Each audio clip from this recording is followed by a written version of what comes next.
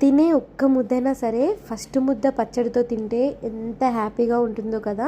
వేడి వేడి అన్నం కొత్తిమీర పచ్చడి వేసుకొని తింటే హెవెన్ అంతే. ఫ్రెష్ కొత్తిమీరను మంచిగా వాష్ చేసుకొని తడి లేకుండా ఆరబెట్టుకొని ఒక ప్యాన్ పెట్టుకొని కొత్తిమీరనంతా వేసుకొని ఒక 2 స్పూన్ల ఆయిల్ వేసుకోవాలి.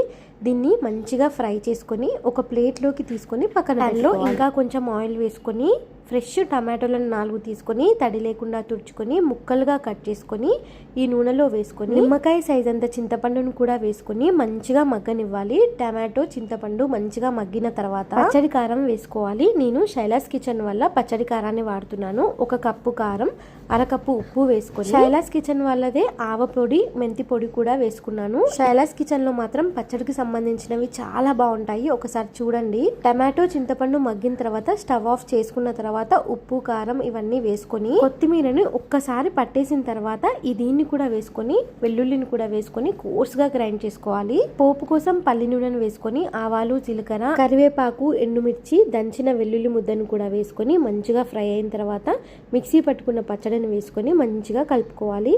ఇది 2 నెలల నుంచి 3 నెలల వరకు నిల్వ ఉంటుంది. టేస్ట్ చాలా బాగుంటుంది. కారం చాలా బ్యాలెన్స్డ్ గా పిల్లలు కూడా తినేటట్టు ఉంటుంది. నచ్చితే లైక్ చేయండి.